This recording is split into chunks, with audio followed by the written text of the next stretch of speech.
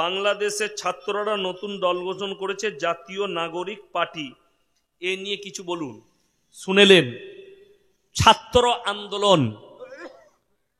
আজকে পড়াশোনার মান ভারতবর্ষ নয় পৃথিবীতে নষ্ট হয়েছে সব দেশে একটাই কারণে, যখন স্টুডেন্টরা রাজনীতিতে যুক্ত হয়েছে। আপনারা জানেন আমাদের পার্শ্ববর্তী একটা দেশ আছে যার নাম হচ্ছে চাইনা। নাম শুনেছেন না শুনেননি? চাইনা। গত 7 বছর আগে চাইনার একদল স্টুডেন্ট, কলেজ স্টুডেন্ট, তারা সরকার জিনপিং সরকারের বিরুদ্ধে আন্দোলন করেছিল। জিনপিং সরকার তার প্রশাসনকে অর্ডার দিল, বিএসএফকে গুলি চালিয়ে গুঁড়িয়ে দাও, বুলডোজার চালিয়ে দাও, ট্যাঙ্কার দিয়ে গুঁড়িয়ে দিল। আমেরিকা চোখ রাঙালো। জর্জ ডব্লিউ বুশ সে বললে, শোনো, ছাত্রদের ওপরে তুমি আঙ্গুল তুলেছ, তোমার রেহাই নাই। চাইনার জিনপিং সরকার বললে, শোনো, এটা আমার অভ্যন্তরীণ ব্যাপার, এখানে নাক গলাতে এলে যুদ্ধ করতে হবে। চাইনাই সব থেকে টেকনোলজিতে এখন আগে কে? চাইনা। তার কারণ একটাই, ছাত্রদিকে স্টুডেন্টের মতো রাখতে দিয়েছে। আজকে জানেন আরজি কর কাণ্ডে যে মেয়েটা এখনো পর্যন্ত সে কি পেল না? কিছুই পেল না। যারা আন্দোলন করছিল দিনের বেলায় আন্দোলন করছে, আর রাতের বেলায় হোটেলে গিয়ে তারা মদ আর মাংস খাচ্ছিল। আমার কাছে ভিডিও ক্লিপ আছে, একজন আর্টিস্ট বগল কাটা ব্লাউজ পরে জামা পরে আন্দোলন করছে, আর রাতের বেলা গিয়ে মদের পার্টি করছে। এটা আন্দোলন? আর আমি বলছি, শোনো, আন্দোলন কাকে বলে? একবার খালি বলে দাও, কোরআনের আইন যদি 24 ঘন্টা চালু করা হয় ভারতের মাটিতে, একটাও ধর্ষণকারী টিকবে না, একটাও চোর থাকবে না, একটাও ব্যভিচারী থাকবে না, একটা পরকীয়া থাকবে না। আপনি কি করে রুখবেন? ভারতের সরকার সুপ্রিম কোর্ট রায় দিয়েছে পরকীয় লিগেল এই ভারতের মাটিতে। যে বাংলাদেশে মুসলিম মেয়েরা ন্যাংটো হয়ে আন্দোলন করে যে আমরা স্বাধীনতা চাই, পাক স্বাধীনতা চাই, আমরা যা ইচ্ছা তাই পোশাক পরব, সেই দেশের উন্নতি কি করে হতে পারে? যে দেশে আলেমরা স্টেজের মধ্যে বেজ্জতি হয়, আলেম দিকে একটা সাধারণ লোক এসে বেজ্জতি করে, কেমন করে সেই দেশের উন্নতি হতে পারে? আপনারা ইমানদারির সঙ্গে বলুন তো। আমি আমার জীবনে 18টা বছর জলসা করছি, গোটা পশ্চিম বাংলা নয়, গোটা ভারতবর্ষ জুড়ে, তথা বোম্বাই, গুজরাট, তথা ত্রিপুরা, আসাম, মেঘালয়। আমি হায়দ্রাবাদে জলসা করেছি, ইন্দোরে জলসা করেছি। ইন্দোরে যখন জলসা করতে গেছি আমি প্রথমবার, তখন আমার নামে থানায় অভিযোগ হয়েছে, এই বক্তা ওহাবি বক্তা, এই বক্তা বাংলাদেশি বক্তা। আমার জন্য বাংলাদেশি তাকমা পর্যন্ত দিয়েছিল কারা? এক শ্রেণীর জিলাপি হুজুর। এই মালকে ইন্দোরের মাটিতে জলসা করতে দেওয়া যাবে না। তারপরে আমি যখন পৌঁছালাম এয়ারপোর্ট থেকে নেমে, বিশ্বাস করুন আমি এত খুশি হয়েছি। সেখানে আমার আধার কার্ড আমি হোয়াটসঅ্যাপে করেছিলাম, তারা দেখার পরে সেখানকার এসপি সাহেব তিনি অর্ডার দিয়েছিলেন জলসা হবে, আমার প্রশাসন দাঁড়িয়ে থাকবে। বিশ্বাস করুন আমি যখন জলসা করলাম 3 ঘন্টা 2.5 ঘন্টা বায়ান করেছি। বায়ান করার পরে টাইম শেষ, যতটা পাস ছিল ততক্ষণ পর্যন্ত। কিন্তু খুদ যে অফিসার দাঁড়িয়ে ছিল সে বললে, স্যার हमको बहुत अच्छा लग रहा है और 10 मिनट बोल दीजिए। জোরে বলুন না সুবহানাল্লাহ। আমি আরো 10 মিনিট বললাম, কিন্তু এতদিন পর্যন্ত বাংলার মাটিতে এত জলসা করেছি, কোন স্টেজে কোন নেতা আমাদেরকে সাহস হয়নি যে অপমান করে। ঠিক বললাম না ভুল বললাম? আমি রাজনীতির কথাও বলি, শুনেছেন না শুনেননি? আমি রাজনীতিবিদদের বিরুদ্ধেও বলি, সরকার অন্যায় করলে সরকারের বিরুদ্ধে বলি। কিন্তু আমি দেখতে পাই বাংলাদেশের মাটিতে বাংলাদেশের মানুষ জানে না ইয়াসিন সাহেব দাওয়াত নিয়েছিলাম এই বছরে, আমি কেন যাইনি? আমার কাছে লিখিত কাগজ লাগবে। আপনি স্টেজে ফুল ফর্মে কথা বলবেন, কারো বাপের হিম্মত হবে না যে আপনার বায়ানে বাধা দিই। আমি আমার ইচ্ছা মতো কোরআন হাদিসের কথা বলবো। তাতে রাজনীতির ভেতরে ঢুকতে হলেও আজকে অনেক মানুষ মনে করে আপনারা মলিসেম মানুষ, এটা জলসা কোরআন হাদিসের স্টেজ, আপনারা কেন রাজনীতির কথা বলবেন? আমি তোমাকে জিজ্ঞেস করতে চাই, যদি এই স্টেজে রাজনীতির কথা মানুষকে না বুঝাতে পারি, তাহলে একজন রাজনীতিবিদ ইসলামকে নিয়ে কি করে চিনিমিনি খেলতে পারে? ইসলামের বিরুদ্ধে কি করে বলতে পারে? একটা রাজনীতির মঞ্চ থেকে ইসলামকে কি করে টার্গেট করতে পারে? এখনো পর্যন্ত একটাও আন্দোলন হয়নি। তন্ময় ভট্টাচার্য সিপিএম এর একজন নেতা, সে নবীজিকে বলেছেন সে এক হাতে তলোয়ার, সে যোদ্ধা ছিল, সে কোনো ইসলাম প্রচারক ছিল না। এখনো পর্যন্ত কোনো মৌলবি আন্দোলন করেনি। যদি কেউ আন্দোলন করেছে এই জলসার স্টেজ থেকে ফেসবুক আর ইউটিউবের মাধ্যমে এই বাপের বেটা ইয়াসিন করেছে। আমি তাকে গালি দিয়েছি, আমি তাকে বলেছি বাপের বেটা হলে আমার সঙ্গে বসো, যদি হারামের আওলাদ না হও একবার আমার সঙ্গে বসো। প্রতিনিয়ত নাজিয়া ইলাই খান বলে একটা মেয়ে ইসলামকে গালি দিচ্ছে, মৌলবিদিকে গালি দিচ্ছে। আর শফিকুল বলে আরামবাগে এক হারাম আওলাদ আছে, সে নিজেকে বলে মুসলিম কিন্তু একে মুসলমান বলা যাবে না। আমি তার কাছে টাইম চেয়েছিলাম, বাপের হিম্মত থাকলে আমার সঙ্গে 10 মিনিট বসো, যে কোনো জায়গায় বসবে, আমার 100টা ইউটিউবার থাকবে, তোমার যতগুলো দালাল মিডিয়া আছে ডাকবে, আমি 10 মিনিটের ভেতরে প্রুফ করাবো ওটা কাফের, ওটা মুশরিক, ওটা বেঈমান, এ মুসলমানই হতে পারে না। যারা আল্লাহর বিরুদ্ধে বলবে তার বিরুদ্ধে আমি বলবো না, বড় কষ্ট লাগে। নুসরাত জাহান বলে একজন এমপি ছিল, 2 বছর আগে दिल्ली गए एक मीडिया सामने बोले चिलो ये मौलवी लोगों को कुछ पता नहीं इस्लाम के बारे में। मेरा बाप हाजी साहब है, मेरा बाप भी नमाजी है, लेकिन मैंने बताया था सुन लो, अगर हिम्मत है तो हमसे बैठो। तुम सबसे बड़ा नालायक हो, तुम तो कहती हो कि मैं मुसलमान हो। আমি বলেছিলাম তোমার যে বাচ্চাটা আছে তার বাপটাই ঠিক নাই, এটা আমি বলেছিলাম, বাপের বেটা। আমি ফিরহাদ বাবুকেও ছাড়িনি। যারা মনে করবেন আমার বয়ান শুনে এটা হয়তো একটা দলের চাটা পাঁচাটা গুলাম, তারা ভুল বলছেন না। আর আমাকে যদি রাজনীতিতে নামতে হয়, আমি আল্লাহর কসম খেয়ে কোরআনকে সাক্ষী রেখে বলছি, আমি কওমে মিল্লাতের জন্য নামবো। আমাকে যদি নামতে হয় তা আমি আপনাদের জন্য রাজনীতিতে নামবো, যারা মুসলমানের বিরুদ্ধে আগুন উগলাচ্ছে। আজকে দুঃখ লাগে, বেদনা লাগে। কোরআন শিক্ষা দিয়েছে, আমি কালকে সাগর দিঘির মাটিতে বলেছি, ওয়ালা তাসুব্বুল্লাযীনা ইয়াদউনা মিন দুনিল্লাহ ফায়াসুব্বুল্লাহ আদওয়াম বিগাইরি ইলম। তোমরা কারো দেবদেবীকে গালি দিও না, কারো ধর্মকে গালি দিও না। সে যদি অজ্ঞাত অবস্থায় তোমার আল্লাহকে গালি দেয় তোমার ক্ষতি হবে। আমার 1 লাখের বেশি বয়ান ছুটছে। আমি আমার দেশের দলিত ভাই, আমার আদিবাসী ভাই, আমার হিন্দু ভাই, আমার শিখ ভাই, আমার পাঞ্জাবি ভাই যতগুলো আছে তাদেরকে অনুরোধ করে বলছি, আমার একটা স্কিপ বার করো যে কারো দেবদেবীকে গালি দিয়েছি, আমি শ্রী রামজিকে গালি দিয়েছি, আমি দুর্গাকে গালি দিয়েছি, আমি মা দুর্গাকে গালি দিয়েছি, মা সরস্বতীকে গালি দিয়েছি, মা কালীকে গালি দিয়েছি। যদি আমার একটা স্কিপ বার করতে পারো আমি আর জীবনে সমাজের বুকে বক্তব্য রাখবো না। কিন্তু জেনে রেখে দিবে, কেউ যদি বলে, আজকে ভেবে দেখুন, যে লোকটা মাথায় টুপি দিয়ে আপনার পাশে বসে ইফতারি করেছে, যে লোকটা বলেছে যে এই ভারতে মুসলমানরাই প্রথম ইংরেজদের বিরুদ্ধে আন্দোলন করেছে, সেই লোকটার বক্তব্য ছুটে বেড়াচ্ছে ফেসবুকে। মেদিনীপুরে বাড়ি ওই ভাঁড় নেতার, আজকে বলছে মাদ্রাসায় সন্ত্রাসবাদ তৈরি হয়, আজকে বলছে টুপিওয়ালারা সন্ত্রাসবাদ। আর এই লোক আমাদের পাশে বসে ইফতারি করেছে, আমাদের পাশে বসে টুপি লাগিয়েছে। এই লোককে মুনাফেক বলতে পাবো না যে তোমার ইসলামকে নিয়ে খেলা করেছে? কেন তুমি দাওয়াত দিলে, কেন ইফতারি পার্টি করলে? আমি সেদিনে বলেছি, আমার দেশের হিন্দু মুসলিম ভাইদিকে বুঝতে হবে, যদি কোনো হিন্দু নেতা আপনার ইফতারিতে আসে আর বলে ইফতারি ভালো, ইসলাম শান্তির ধর্ম, তার নাম গিরগিটি, আপনার ভোট পাওয়ার জন্য এসছে। কালকেই যদি ও হেরে যায়, দল পাল্টালে তার মুখের ভাষা পাল্টিয়ে যাবে, যেমন মেদিনীপুরের একটা নেতার পাল্টিয়ে গেছে। কালকে ইসলাম ভালো ছিল, কালকে মাদ্রাসা ভালো ছিল, কালকে মাদ্রাসা থেকে আন্দোলন শুরু হয়েছে, এই কথা তার মুখের বয়ান ফেসবুকে আমিও শেয়ার করেছি বয়ানটা। আজকে সে বলছে মাদ্রাসায় সন্ত্রাসবাদ তৈরি হয়। হিন্দু ভাইদের জানা দরকার, কোন মুসলিম নেতা সে যদি হিন্দুদের ধর্ম অনুষ্ঠানে যায়, তাদের পুজো পাঠে যায়, জেনে রেখে দিবে তোমার ঠাকুরকে ভালোবেসে নয়, তোমার শ্রীরামজিকে ভালোবেসে নয়, তোমার ভোটটা ভালোবেসে গেছে, তোমাকে ধোকা দিতে গেছে। আর কোরআন বলছে লা ইলাহা উলাই ওয়ালা ইলাহা উলা, তোমরা দুটো নৌকায় পা দিও না। যারা বলছেন সম্প্রীতি বুঝান, আমি কোনো সম্প্রীতি নষ্ট করিনি। আমার বয়ান বার করো যেখানে আমি সম্প্রীতি নষ্ট করেছি, আমার বয়ানে আছে। আমি আজকে আবার বলে যাচ্ছি, রাসূল আকরাম সাল্লাল্লাহু আলাইহি সাল্লাম বলেছেন, তোমরা মুমিন ততক্ষণ হতে পারবে না যতক্ষণ পর্যন্ত তোমার পাশের গরিব তোমার কাছ থেকে সুরক্ষিত নয়। রাসূল বললেন, তোমরা দেখো না তোমার বাড়ির পাশে কে বসবাস করছে, দলিত হোক, হিন্দু হোক, আদিবাসী হোক, খ্রিস্টান হোক, সে ক্ষুধার্ত হলে খাবার দাও, বস্ত্রহীন হলে বস্ত্র দাও, বিপদে পড়লে পাশে দাঁড়াও।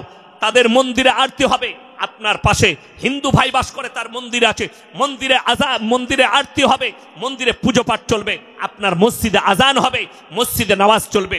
এটাই হচ্ছে হিন্দুস্তানের সংস্কৃতি। আমরা পড়েছি ছোটবেলায়, আমাদের ছোট গায়ে ছোট ছোট ঘর, থাকিছে তা সবে মেলে নাহি কেউ পর, পাড়ার সকল ছেলে মোরা ভাই ভাই, একসাথে খেলি আর পাঠশালায় যাই, বন্দে আলিমিয়া লেখা ছড়া। এই ছড়া যখন পড়তাম স্কুলে, আর মনে মনে ভাবতাম, অনুভব করতাম পাড়া প্রতিবেশীতে আমি ইয়াসিন।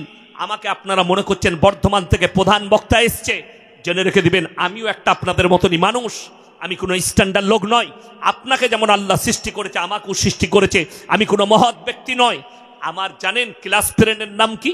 আমার বেস্ট ফ্রেন্ড ক্লাস ফ্রেন্ডের নাম হচ্ছে সুনীল দাস। ফুচকা বিক্রি করে আমার মাদ্রাসার সামনে। আমি বেরিয়ে এলে, আমি পরশু ফোন করেছি, এই আমার ছোট মেয়ে বলছে ফুচকা খাবো, বসিস নি আজকে?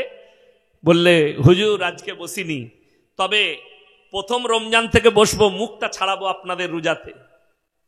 কতটা বুঝতে পারেননি? কত ভক্তি, কত শ্রদ্ধা।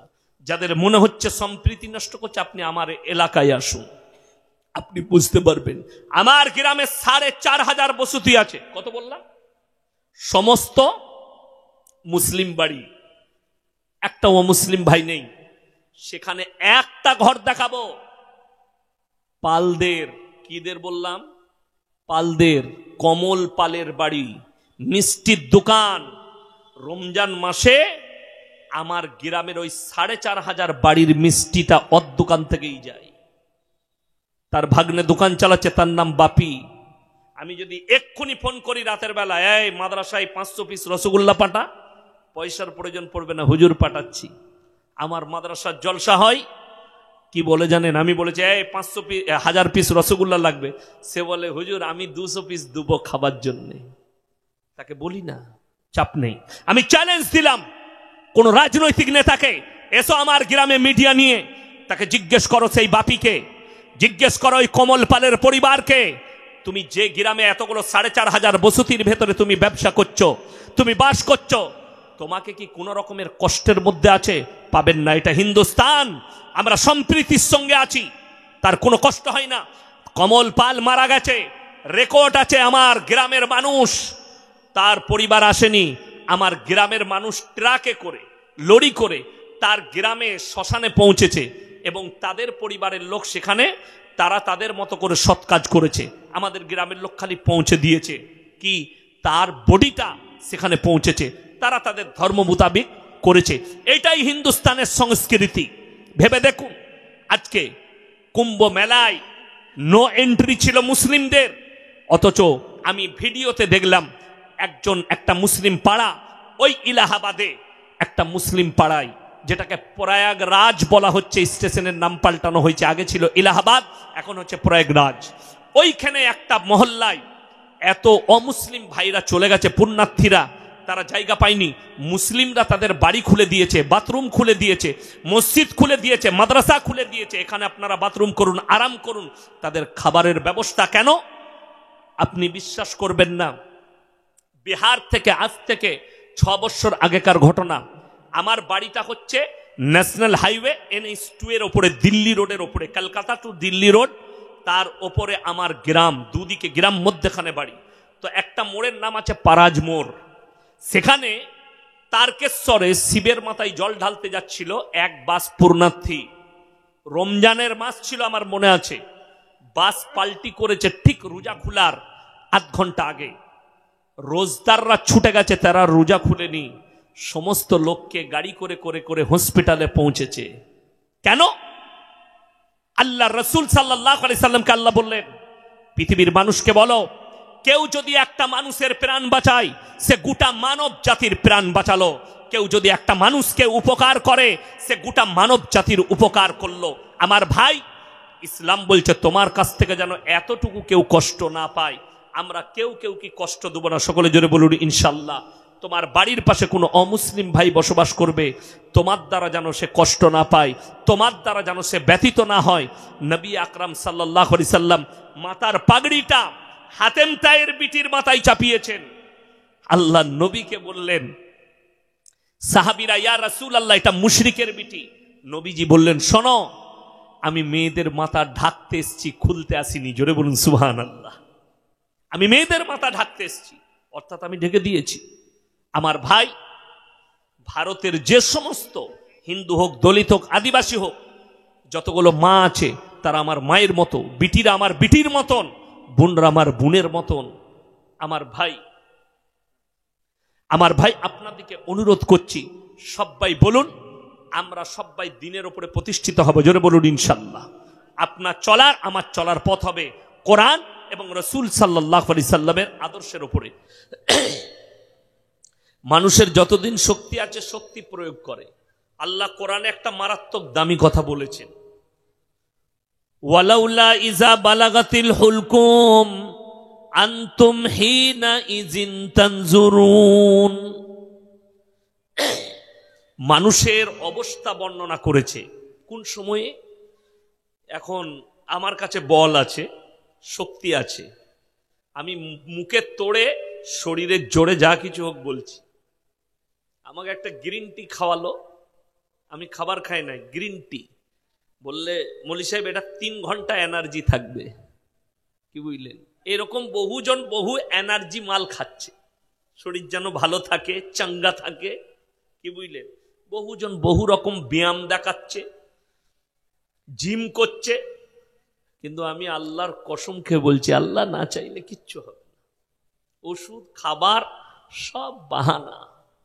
হালাক শব্দের অর্থ হচ্ছে এই জায়গাটা, এখানে একটা হাড় আছে, সবারই আছে না নাই? হাত দিয়ে দেখুন, হাড় আছে। এইটাকে হালাক বলা হয়েছে। ওয়ালাউলা ইজা বালাগাতিল হুলকুম, হুলকুম আরবিতে হালাক। যেখান থেকে কোরআনে আছে, আরবিতে দুটো শব্দ আছে একই রকম কিন্তু উচ্চারণ আলাদা, মাখরাজ আলাদা। কফ আর কাপ। কি বললাম? কফ কাপ, দুটোর মাখরাজ আলাদা, দুটোর উচ্চারণ বেরোনোর জায়গা আলাদা, দুটো সিফাত আলাদা। এই কফ শব্দ বেরোয়, এটা হচ্ছে বীজ হালাক। একটা আছে হা আর একটা আছে হা। কটা বললাম? দুটো। একটা হা, হাটা কোথা থেকে? সুরু হালাক, সিনে থেকে। এটাকে সুরু বলা হয়েছে, সুরু হালাক। যারা কিরাত পড়েছেন, যারা আর মানে আর কি কিরাতের মাসলা পড়েছে তারা জানে। হা সিনে থেকে, আর দরমিয়ানি হালাক হা, হা এখান থেকে। কি বুঝলেন? সুরু হালাক, এই শেষ হালাক, এইখান থেকে কাফ আর কফ, এই মিডিল পয়েন্ট থেকে। আল্লাহ কোরআনে বললেন আমি যখন এদের মৃত্যুকে টেনে, ওয়ালাউলা ইজা বালাগাতিল হুলকুম, আমার ফেরেশতারা যখন টেনে এই হালাকে নিয়ে আসে, আনতুম হিনা ইজিন তানজুরুন। পৃথিবীর যত শক্তিশালী ব্যক্তি হোক, সে বিছানায় শয্যায় শুয়ে যায়, চারিদিকে তার পরিবার, কারুর স্ত্রী পায়ের গোড়ায় মাথার গোড়ায় বসে থাকে, সন্তান, ছেলে পিলে, লাতিপুতা, পাড়া প্রতিবেশী। তুমি খালি ভ্যাল ভ্যাল করে তাকিয়ে দেখবে, তোমার আর কোনো উপায় থাকবে না, কথা বলার যোগ্যতা হারিয়ে ফেলবে। তুমি খালি তাকিয়ে দেখবে। শুনে রেখে দেন, ওই হালাকে মৃত্যুকে আনার পরে আল্লাহ যদি আবার থেকে জীবন দান করে, সে মানুষকে একটাই কথা বলবে, তোমরা আল্লাহকে ভয় করো, পরেজগার হও। কিন্তু আর ফিরে আসে না, মৃত্যুর মুখে পতিত হয়। আর সবাই নিয়ত করেলেন, যারা অনেকজন ভাবে এই বক্তাকে দাওয়াত করলে মনে হয় মানুষ হিদায়েত পেয়ে যাবে, একে দাওয়াত করলে হিদায়েত পাবে। সেদিন আমাকে ফোনে একজন বলছিল, মূর্খ লোক, ইলেম কালাম নাই, অমুক বক্তা এতজনকে মুসলমান করেছে। আমি বললাম রং কথা, রং কথা। ইয়াসিন সাহেবের কথাই কেউ ঈমান আনে না, কোন বক্তার দ্বারা কেউ ঈমান আনে না। আল্লাহ যাকে হিদায়েত দেয় সে ঈমান পায়। এটা হচ্ছে কোরআনের ভাষা। কেউ যদি বলে অমুক বক্তার কাছে, অমুক বক্তার কথা শুনে ঈমান এনেছে, রং ভাষা, কোরআন বিরোধী ভাষা। তাদের জন্য কোরআনের আয়াত শোনাবো। এটা নবীজিকে আল্লাহ বললেন কখন? ইন্নাল্লাযীনা কাফারু সাওয়াউন আলাইহিম আনজারতাহুম আম লাম তুনজিরুহুম লা ইউমিনুন। আমি শুনলাম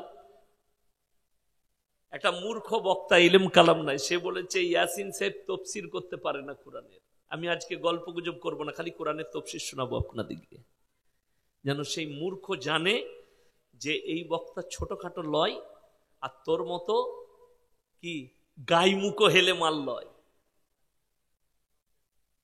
আল্লাহর কৃপায় কতগুলো তফসির, এত তফসির করব, ঢেকে দেবো তফসির দিয়ে, কোনো কথা বলবো না আজকে, খালি তফসির করব। কোরআন বলছে ইন্নাল্লাযীনা কাফারু সাওয়াউন আলাইহিম আনজারতাহুম আম লাম তুনজিরুহুম লা ইউমিনুন।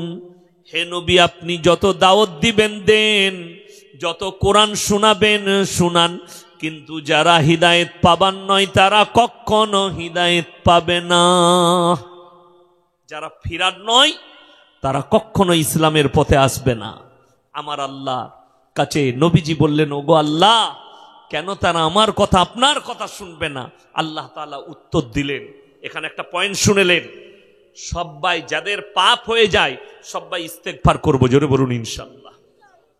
এই যে রমজান মাস আসছে, কাল থেকে রোজা রাখবেন, নামাজ পড়বেন। আমাদের ছেলেদের একটা ভালো গুণ আছে, কি গুণ বলুন তো যুবকদের? কাল থেকে কিন্তু আর দাড়ি কাটবে না। ঠিক বললাম না ভুল বললাম? পুরো রমজান মাস দাড়ি রাখবে, ঠিক চাঁদটি উঠবে মালটাকে চালিয়ে দিবে। ঠিক বলি না? যে রাতে চাঁদ উঠবে সেই রাতে কালিয়াচকে, গোলাপগঞ্জের সেলুনগুলো সারা রাত খোলা থাকে। শুধু এইখানে নয়, গোটা পশ্চিম বাংলায় চাঁদ রাতে ভারতবর্ষে বোম্বাই, দিল্লি, গুজরাট, বাংলা, কলকাতা, বর্ধমান, মালদা সারা রাত খোলা। কেন? সারা বৎসর হারামখোর ইবাদত করেছে, আল্লাহর কৃপায় দাড়ি রেখেছে, কিন্তু হারামখোর ওই দিনে চাঁদ উঠেছে মানে আজকে চালিয়ে দে, কালকে শ্বশুর ঘর যাবে, দাড়িগুলো সাফাই না। আপনি রমজান মাসে নিয়ত করলেন, আল্লাহ দাড়িতে আর হাত রাখবো না, কৃপা আল্লাহর হয়েছে, নিয়ত করলেন জীবনে আর দাড়ি কাটবো না। কথাটা বুঝতে পেরেছেন না? পারেন? সবাই নিয়ত করবেন তো, জোরে বলুন ইনশাআল্লাহ। অনেকজন ভয়ে বলছে না, যদি ইনশাআল্লাহ বলে দিস রাখতে হবে, ওই জন্য অনেকজন ইনশাআল্লাহ বলে না, মৌলবীরা বললে ভয়ে।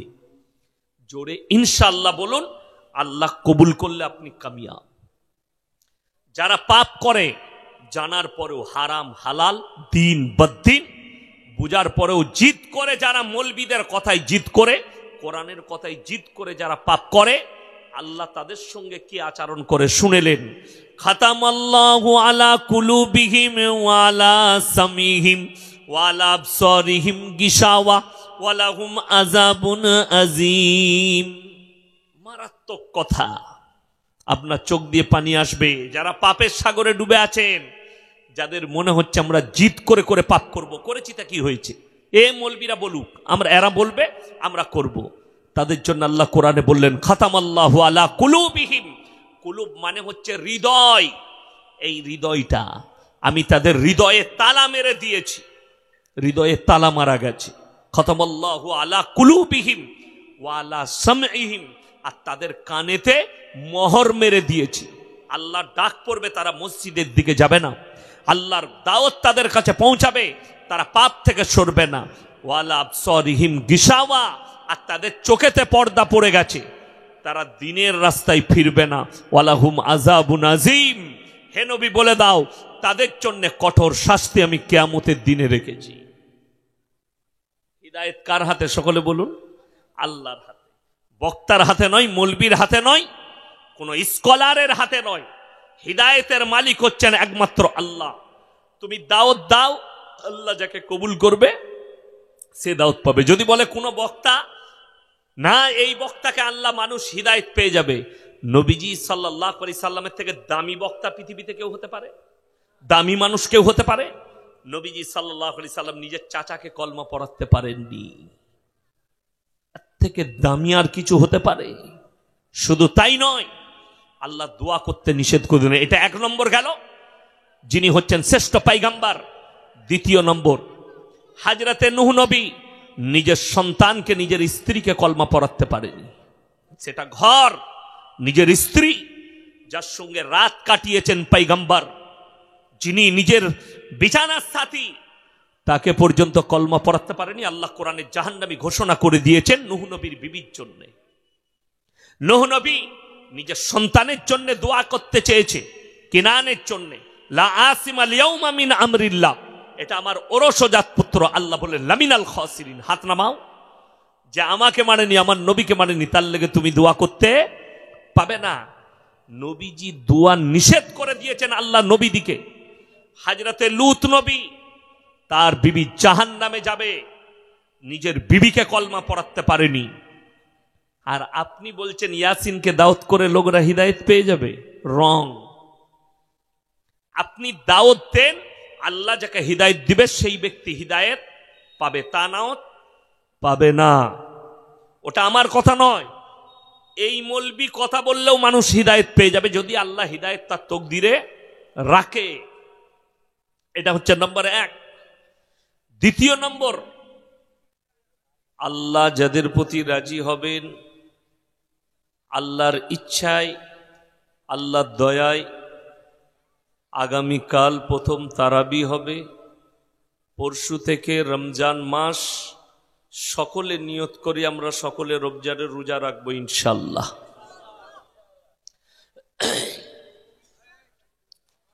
দেখুন, পৃথিবীতে যা কিছু দেখছেন, আল্লাহর হুকুম ছাড়া কোনো কিছু লড়নচরণ করতে পারে না। আচ্ছা ভাই, জায়গার সমস্যা আছে, আপনারা একটু এগিয়ে নিজের জায়গাগুলো পূরণ করেলেন। আর যারা ডাইনে বাঁয়ে জায়গা পাচ্ছেন না, তাদের জন্য ডান দিকে জায়গা খালি আছে, আপনারা এসে বসে যাবেন। নিজের জায়গা নিজে করে বসে যান, জায়গা ডান দিকে অনেক খালি আছে। হ্যাঁ, এগিয়ে এসে সামনের জায়গাগুলো পূরণ করলেন।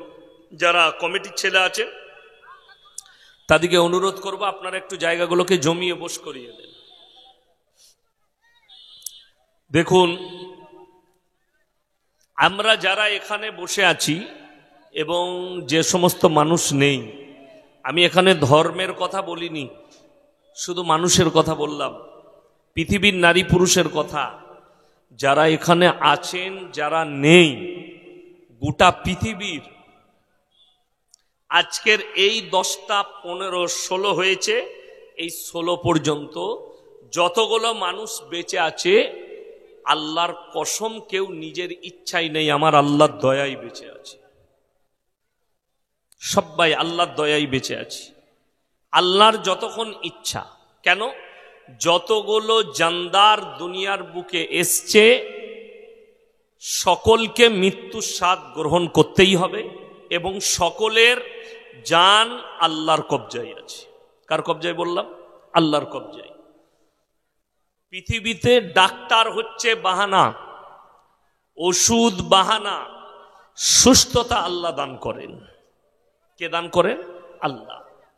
যার কাছে যেরকমই রোগ আসুক, আল্লাহ ইচ্ছা করলে সুস্থতা দান করবেন। পৃথিবীতে দৌলত, সম্পদ, মাল, শক্তি কোনো কিচ্ছুই আল্লাহর কাছে কাজে লাগে না, কোনো কিচ্ছুই। আল্লাহর ইচ্ছা হলে, যদি মনে করে কারো কাছে কয়েক হাজার কোটি টাকা আছে, কিন্তু তার কাছে যদি মৃত্যু আসে, তার ওই টাকা কিন্তু তার মৃত্যু রুখতে পারবে না। এইটার প্রতি ঈমান রাখতে হবে, এই জায়গাটার প্রতি, এই কথাটার উপর আপনাকে ঈমান রাখতে হবে যে যা কিছু হয় আল্লাহ থেকে হয়। আমি কালকে একটা প্রতিবেদন পড়ছিলাম ফেসবুকে। প্রতিবেদনটা একটা লন্ডনের আর্টিস্টের, ফিল্মের আর্টিস্ট, মেয়ে ছেলে, এবং সে লেখিকাও ছিল, লিখতো, ভালো ভালো কথা লিখতো। তো সে তার জীবনের শেষ প্রতিবেদনটা লিখেছে যে আমার যখন ক্যান্সার হয় তখন আমি এই প্রতিবেদন লিখি, মৃত্যুর আগে লিখেছে, আমার গোডাউনে, মানে তার গ্যারেজে, গাড়ির গ্যারেজে কয়েকটা বিলাসবহুল গাড়ি, যে গাড়ি আপনাকে মালদা জেলায় খুঁজতে হবে আছে কিনা, মার্সিডিজ, ওডি, রোলস রয়, এই ধরনের দামি গাড়ি আমার গ্যারেজে। কিন্তু গাড়ি চালানোর ক্ষমতা আর আমার ছিল না, গাড়ি চাপার। আমাকে মানুষের সাহারায় একটা হুইল চেয়ারে আমাকে চলতে হয়েছে। আমি প্রত্যেকদিন আমার বুক করা থাকতো দামি দামি হোটেল আর রেস্টুরেন্ট, আমেরিকা লন্ডনে 5 স্টার 7 স্টার হোটেল, আমার রুম বুক করা থাকতো, সেখানে স্পেশাল খাবার খাবো। কিন্তু আমার এমন সময় এলো, ওখানে যাওয়া তো দূরের কথা, হসপিটালে বসে ডাক্তারে আমাকে লিখেছিল সারা দিনে একটা লিকুইড খাবার, ওষুধ মিশানো পানি আর 2টো ট্যাবলেট ছিল আমার সারা দিনে 24 ঘন্টার খাবার। আমি যখন চুল কাটতাম, লন্ডন আমেরিকার দামি দামি সেলুনওয়ালারা চুল কাটতো, এক এক দিনে কয়েক মিলিয়ন ডলার লেগেছে আমার চুল ঠিক করতে, নিজের চুলগুলো কালার করতে, ঠিক করতে। কিন্তু এমন সময় এলো মাথায় আমার আর চুলই রইল না। কেমন হওয়ার পর আমি ন্যাড়া, আমার মাথার চুল উড়ে গেল। শেষকালে যে শব্দটা লিখেছে যে পৃথিবীর যা কিছু আছে তার মধ্যে সব থেকে সত্যটা হচ্ছে মৃত্যু। পৃথিবীর যে কোনো ধর্মের মানুষ হোক, যে যে ধর্মেরই অনুসারী হোক, সবাই একে অপরকে অস্বীকার করতে পারবে, মৃত্যুকে পৃথিবীর কেউ কিন্তু অস্বীকার করতে পারবে না। মৃত্যু অনিবার্য। আপনি যেখানেই থাকুন, লোহার ঘরে থাকুন, যে কোনো জায়গায় ঘেরাটোপে থাকুন, মালাকুল মউত আপনার কাছে পৌঁছাবে। কোরআন শুনেলেন।